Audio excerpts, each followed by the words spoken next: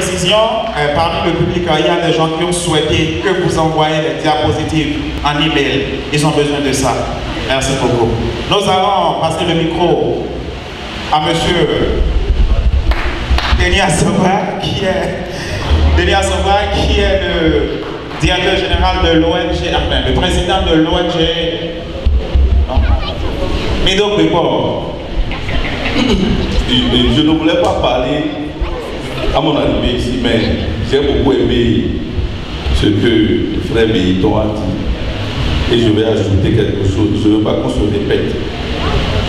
Et le problème, normalement, si on est conscient qu'on a des problèmes, on peut les régler. Et qu'on a tellement de problèmes, on ne connaît même pas qu'on a des problèmes. Je pense que c'est très dangereux. Nous les Béninois, on a des problèmes, mais on ne connaît pas qu'on a des problèmes. Si tu as des problèmes, tu sais que tu as des problèmes, tu peux les régler. Donc vraiment, je me suis pardon, il faut que je parle à nos frères. Parce que moi, j'ai 8 ans ici. Et ce qu'on voit, c'est l'expérience. On a notre doctorat sur la rue de New York. Ce qu'on a vu. Donc je vois qu'on est là, il est 19h maintenant. Et je ne pense pas qu'on a même pas abordé les choses réelles. Donc, le président de New York, la fois passée, a pris moins de 2 semaines pour appeler les Béninois de New York. On est plus que ce qu'on a ici aujourd'hui. 10 jours, normalement, on devait prendre 2 semaines pour convoquer une AG. 10 jours, on est plus que les gens qui sont ici. Donc il y a des problèmes. Il y a des intellectuels, des gens qui ont parlé ici, maintenant, puis des projets des Américains, à dire les statuts, ce que les Américains ont mis pour les Américains. Je vais lui demander de faire quelque chose de très important pour moi. Qu'est-ce qu'il pense pour l'inalphabet de notre pays? On a plus de 87% qui sont inalphabètes. Si vous ne comprenez pas mon français, je vais rentrer dans l'anglais, mais si je vais rentrer, mais je ne vais pas, il me reste 30 secondes. Donc en réalité, je demande ce que vous pensez. Vous allez à l'école, apprendre la langue d'autrui. Ce n'est pas la langue de Bénin. La langue que je parle, c'est la langue d'autrui. Et dans notre pays, il y a au moins 5 à 10% qui parlent la langue d'autrui. Et les 90%, qu'est-ce que vous pensez pour eux? Ça, c'est une question que j'ai pour toi. Maintenant, pour les frères, et je remercie Bioton, on a qu'à aller. Moi, je suis l'homme qui va dire aujourd'hui, réunion qu'on a fait aujourd'hui, si on va aller devant, c'est de mettre Bioton debout et on le décrit. C'est-à-dire on prend cet exemple-là pour travailler sur ça comme notre éducation et les affaires d'aujourd'hui. Je vous remercie. Merci, M. Denis Assoba. Je vois normalement commencer la réponse aux différentes questions. Oui, c'est M. Assoba, n'est-ce pas? M. Assoba, oui. Je vais d'abord commencer par vous. C'est très important la question. La question que vous avez posée est très importante. Il est vrai que nous avons dans les 80-85% d'analphabètes au Bénin. Et nous devons faire quelque chose. C'est très important que le degré de littératie au Bénin s'élève. C'est-à-dire qu'il faut que les enfants aillent, tout le monde doit à l'école. C'est une obligation.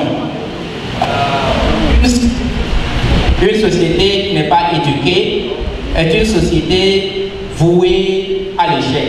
C'est-à-dire une civilisation, n'est-ce pas, sans éducation est une civilisation qui est appelée à vite disparaître.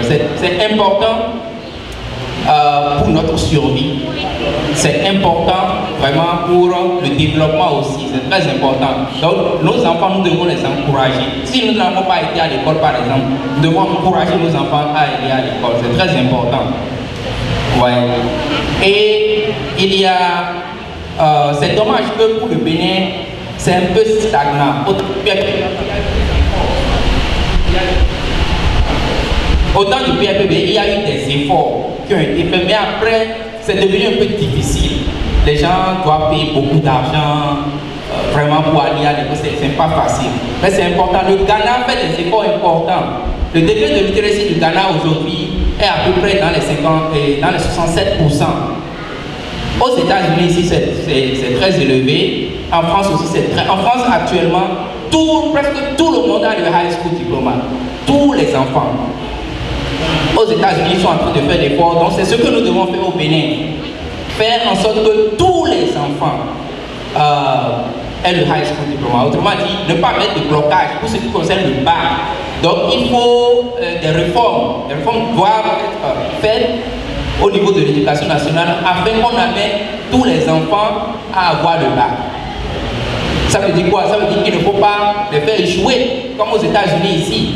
Les gens échouent pratiquement pas. Si vous allez au high school ici, vous allez passer. S'il y a quelque chose qui vous manque, vous faites venir pendant le sommet pour corriger ça. Donc vous accompagnez. À un moment donné, vous allez trouver votre chemin. Vous pouvez aussi aller faire des domaines spécifiques dont vous avez parlé tout à l'heure, plomberie, tout ça. Mais vous étudiez toujours dans ces domaines. Ouais, donc c'est important pour notre développement. Très important. Donc c'est une question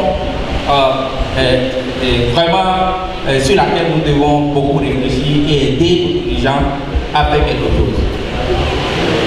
Bon, pour ce qui concerne monsieur, c'est Gagnou, n'est-ce pas? Monsieur Gagnou, vraiment je voudrais vous féliciter pour avoir fait le droit ici. Parce que tous les Béninois que moi j'ai connus qui sont venus ici pour faire le droit ou l'économie ont eu des difficultés. Il y a d'abord la langue, c'est la question fondamentale, la langue, mais il faut aussi l'effort. Maintenant, nous avons besoin de faire une connexion entre vous et la communauté, parce que lorsque vous devenez avocat ici, vous pouvez aider davantage les Béninois que tout autre avocat. Ouais, les Béninois préfèrent aller voir, ils parlent des Juifs, mais je vous dis que le Béninois est le meilleur placé en tant qu'avocat à aider un Béninois ici. À la place des Béninois, lorsque vous trouvez des Camerounais, ils font bien le travail. Ils aident beaucoup de Burkinabés, ils aident d'autres communautés à avoir leur papier. Donc, nous devons nous aider, nous entraîner. Autrement dit, lorsque vous êtes avocat, le ACBE doit savoir, les associations doivent savoir, et on peut même vous prendre, vous êtes l'avocat des Béninois. Lorsqu'un Béninois a des problèmes, vous allez l'aider, donc ça va vous permettre vraiment de vivre. Sinon, bon, vraiment, vous allez avoir quelques difficultés en matière d'anglais pour les mais vous pouvez travailler pour les Béninois, pour les francophones ainsi. Donc, je ne peux que vous remercier et encourager d'autres Béninois qui ont fait ce domaine-là à le faire. Parce qu'actuellement, nous avons un Béninois qui a des problèmes. Je connais. Mais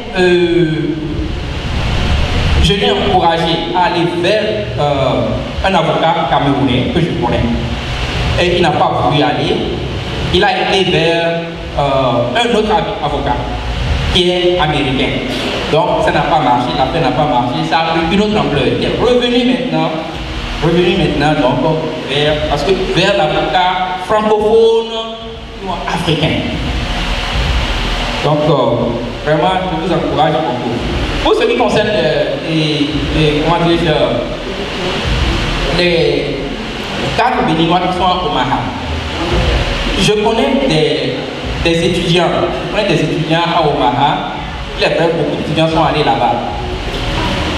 Parmi eux, il y en a qui sont venus, qui n'ont pas eu de high school diploma.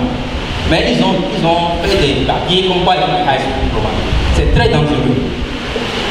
Je ne sais pas si vous avez l'opportunité de leur parler, il faut leur dire que ce n'est pas bien de faire ça. Maintenant, quand ils font ça pour venir ici aux États-Unis, il faut qu'ils aillent à l'école maintenant pour avoir le TED. Parce que c'est ça qui les bloque. Vous n'avez pas le high school diploma, vous venez aux États-Unis et avec les papiers du Bénin, comme quoi ils ont le high school diploma, ils sont bloqués. Donc ils n'arrivent pas à aller. Donc il faut qu'ils aillent faire maintenant le TED, parce que le TED sera l'alternative pour eux pour aller à l'école. Ouais, bon, ils ont trouvé un moyen pour venir, ok, mais il faut qu'ils reprennent carrément le TED. Avec 2 ans, connaissant la capacité des Béninois, ils peuvent réussir le TED. Et en 3 ans, 5 ans, ils ont fini le bachelor, ils ont changé leur vie complètement. Ouais, donc voilà la conclusion que je voudrais parler. Pour ce qui concerne les nursing, je vais vous dire rapidement on dit que le nursing gagne beaucoup, mais il travaille beaucoup. Il ne gagne pas. Il travaille beaucoup. Et j'ai connu des Béninoises qui ont commencé par faire ça. Et d'autres nationalités qui ont commencé, ils tombent malades, elles tombent malades, je l'ai dit. D'autres nationalités qui ont commencé par faire ça tombent malades. Des gens attrapent des maladies parce qu'elles font des boulots que les Américains ne veulent pas faire. Et les maladies sont partout. Les maladies sont dans les caca, dans les pipis. Ne pensez pas que lorsque vous ramassez les caca et les pipis de quelqu'un, vous ne pouvez pas attraper des maladies. Et le chien se trouve dans l'air. C'est pourquoi je pense qu'il faut qu'ils aillent à l'école davantage pour devenir régisseurs nurses.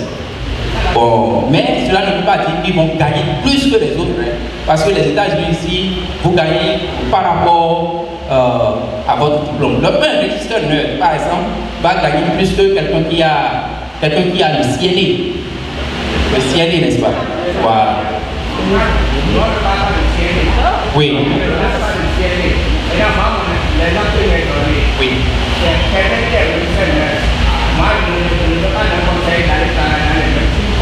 Parce que c'est là-bas beaucoup plus sur les normes. C'est qu'il y a travaillé dans les hôpitaux où c'est beaucoup plus légal. Parce que les docteurs sont aussi votre enseignant, votre enseignant, quand ils veulent les docteurs qui sont à les maladies, non. Les gens travaillent les domaines dans lesquels c'est peu difficile. Et c'est short-term. Oui. Merci, oui. Merci pour cette précision. Mais je vous dis que le régisseur a fait des études. Le régisseur a le bachelor et le master. Non. Le bachelor d'abord. Non. Associé. Quand tu as déjà associé de lui en tant que ministre, au moins quand tu as fait un peu stable, oui. Ok, donc tu es régisseur nurse avec associé degree. Puis après, si tu veux, tu fais le bachelor. Ainsi de suite, et tu continues, d'accord. Je sais qu'il y a même des docteurs dedans, dans le nursing. Ok. Donc, c'est une bonne contribution, votre contribution, mais je voudrais rapidement vous préciser que ça aussi peut être considéré comme un diplôme professionnel. Monsieur, ça peut être considéré comme un diplôme professionnel. Et j'ai parlé des diplômes professionnels comme quoi ils gagnent bien leur vie. Merci. Merci beaucoup. Oui, je pense que mes questions, les questions qui étaient arrivées à moi avant qu'on le coupe, ça venait d'abord de M. Naël Goudalo, par exemple, qui posait la question si en fait, c'était pas aussi facile que ça, n'est-ce pas, d'aller à l'école. Bon, c'est vrai que j'ai parlé de facilité, mais la facilité dont j'ai parlé, au fait, c'est beaucoup plus vers l'accompagnement du gouvernement. Mais naturellement, il se pose, n'est-ce pas, le problème de papier. Ce problème, c'est clair que si on va rentrer dans ce débat, on ne va pas se lever aujourd'hui. Moi, personnellement, ce n'est pas mon opinion, mais personnellement, je ne laisserai jamais quelqu'un de ma famille venir ici, par exemple, sans papier. Ça, c'est ma conviction. Franchement, parce que c'est la souffrance, quelqu'un venir ici, rester sans papier, c'est une souffrance, je ne laisserai pas quelqu'un. Moi, je ne suis jamais resté sans papier dans ce pays. Donc, c'est délicat, ce problème-là. On ne peut pas trouver une solution magique à ce problème de papier. Mais je pense qu'avec les stratégies, on aura les papiers. Et avoir les papiers, ça nous facilite beaucoup plus d'aller à l'école. Mais sans les papiers, c'est un peu plus difficile. On peut faire des formations pratiques. On peut créer, on peut rentrer dans des activités. Il y a des gens qui n'ont pas le papier, mais qui conduisent le taxi. Il y en a d'autres qui font quand même des activités lucratives. C'est pourquoi on a parlé aussi des activités lucratives, n'est-ce pas, qui sont vraiment très importantes pour notre communauté. Donc, ce n'est pas seulement l'éducation. Et en termes d'éducation, on disait aussi les formations professionnelles. L'éducation dont on a parlé, ce n'est pas seulement aller à l'école, avoir un bachelor, avoir la maîtrise, avoir un doctorat. Mais aussi à côté, on peut se faire former, et une formation aussi, pardon, c'est une éducation.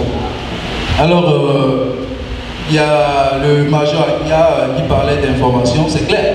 Souvent, on manque d'informations, mais je pense que beaucoup de sites sur lesquels vous pouvez aller. On a beaucoup de responsables d'associations qui ont pour but, n'est-ce pas, d'aider les gens comme elles.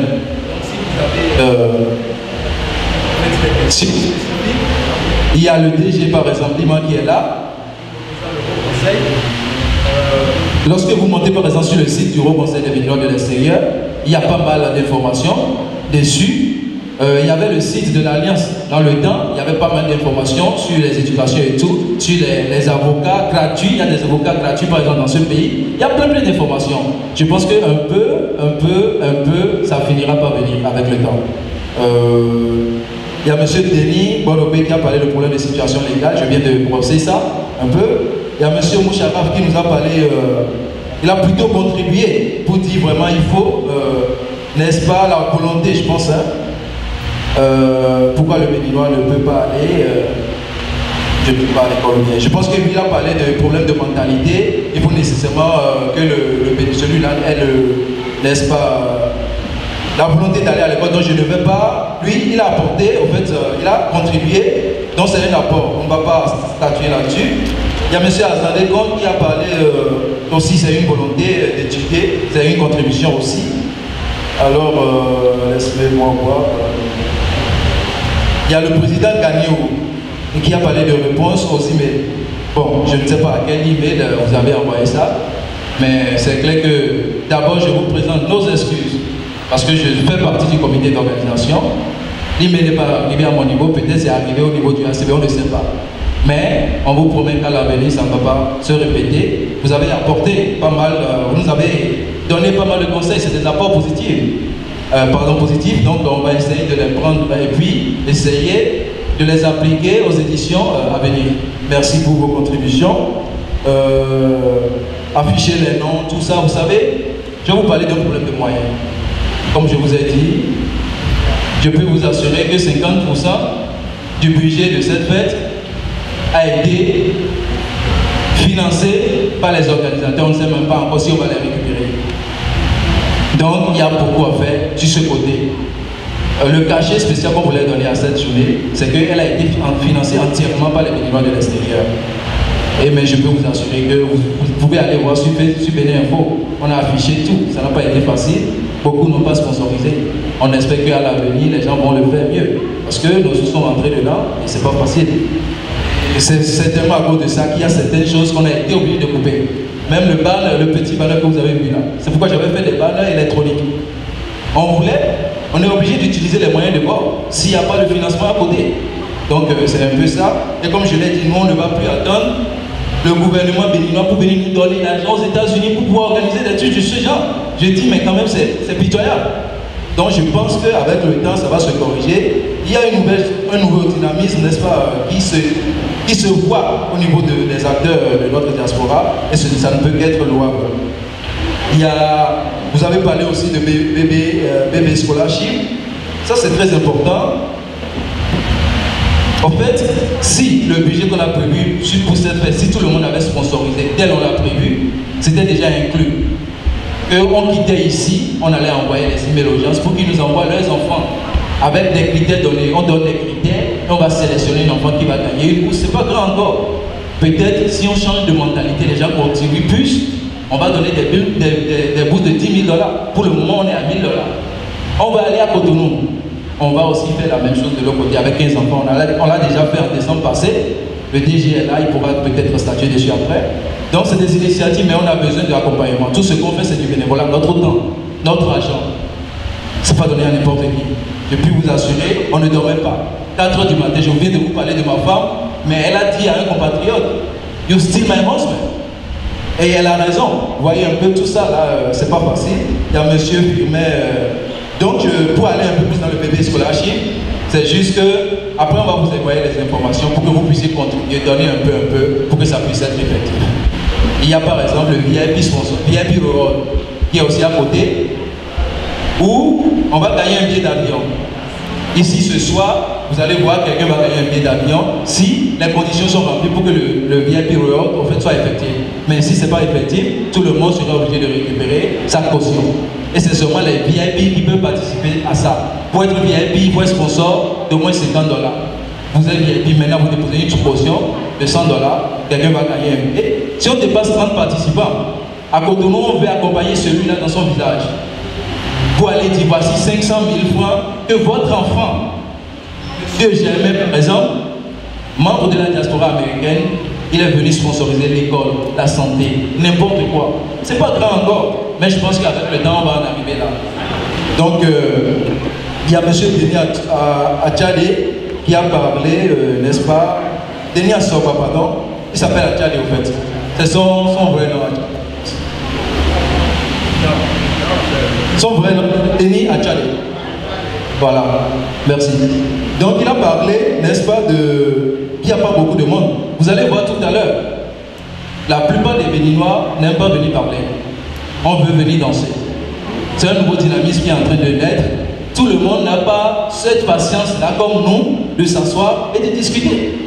On ne veut pas incriminer ça. Attendez 20 heures, vous allez voir, la salle sera pleine, débordante. Parce que le show va commencer, c'est ça que beaucoup, la majorité aime. Donc nous, on accepte tout le monde, on accueille tout le monde à bras ouverts et puis voilà. Donc si Denis est là, il n'a qu'à attendre tout à l'heure, il n'a qu'à revenir à 20h pour voir ce que ça va donner. Et je pense que moi j'ai fini tout ce que j'ai noté comme question et contribution. Je ne peux que remercier. Oui, les badges, comme je l'ai dit, les badges aussi c'est là. J'ai mis ça sous le revers du financement. Il nous faut du financement pour pouvoir faire beaucoup de choses. Voilà, donc j'ai posé ça aussi. Et donc techniquement, je vais laisser la parole à Béton aussi, s'il a quelque chose à dire. Bon. Non, moi je n'ai pas, on ne m'a pas posé de questions en tant que tel. Ouais, on m'a seulement félicité. Ouais. Quand on regarde un peu les activités pratiques, ça a motivé un certain nombre de personnes qui ont pris le droit à faire je voudrais juste vous entendre aussi par rapport aux activités pratiques et non seulement aux activités. J'ai aimé ce que vous avez demandé, mais je voudrais aussi entendre par rapport aux activités. Parce que, je ne peux pas vous mentir, quand j'ai pris mon message, je décide. La politique est partie. Donc, activité de la vie, on a dit.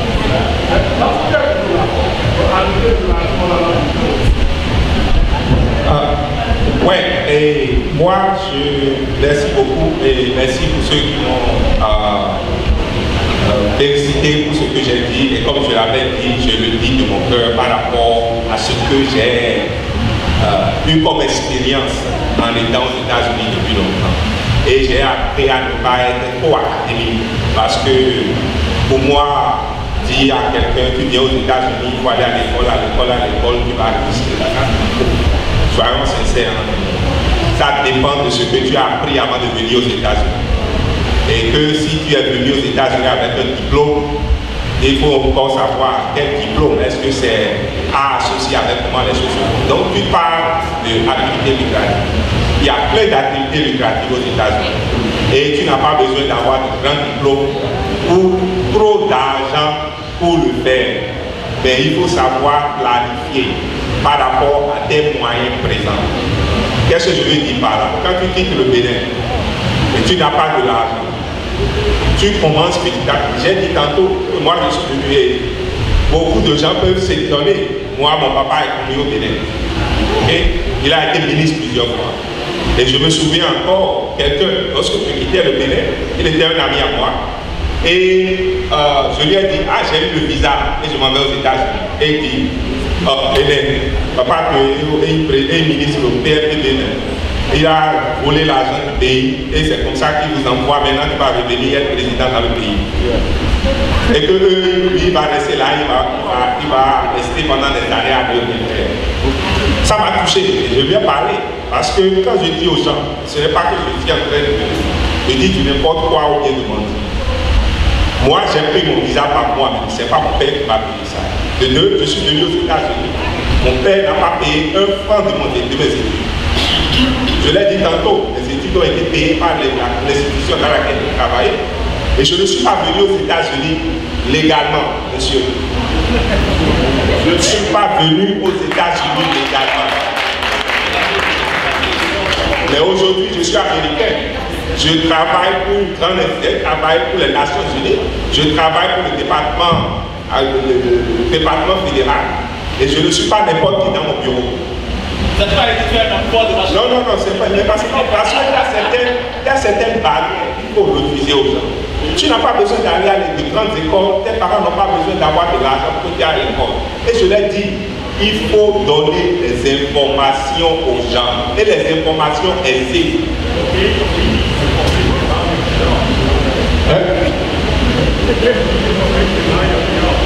My job. Ce que je fais.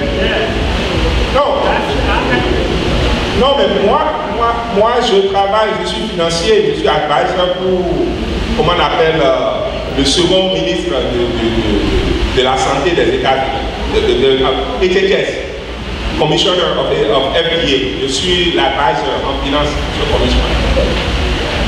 Mais en fait, ce n'est pas le job qui est à connaître. C'est pourquoi je dis, je ne viens pas pour me présenter, je suis si. Ça n'a pas de. Il faudrait qu'on commence à se parler en tant qu'individu béninois où on est en train de se parler en tant que frère, non en tant que ce que je fais. Donc, ce que je dis, les activités lucratives, comme j'ai dit tantôt, il faut commencer à un niveau. Moi, j'ai eu à ramasser les moutons ici. Cela ne veut pas dire qu'en ramassant les moutons aujourd'hui, je vais continuer toute ma vie à ramasser les moutons. C'est parce que dans ta tête, tu t'es fait une planification. Tu viens aux États-Unis par 0 francs, il faut avoir ça dans ta tête. Et il faut que les Béninois le sachent. Parce que j'ai plein d'amis qui sont venus ici dans ce pays en pensant que ce que Maudit est aujourd'hui, là, moi je peux aussi le faire dès que je vais venir aux États-Unis. Ne vous mentez pas. C'est difficile aux États-Unis. Mais il faut avoir une planification. Il faut faire les choses dont vous avez les moyens. Et petit à petit, tu ne peux pas venir aux États-Unis après 6 mois. Tu dis que tu vas aller à l'école, mais les peu de sous que tu trouves là, c'est d'acheter les boutiques, c'est d'aller en tous les soirs. Ça vient. Aujourd'hui, moi, je peux me l'acheter.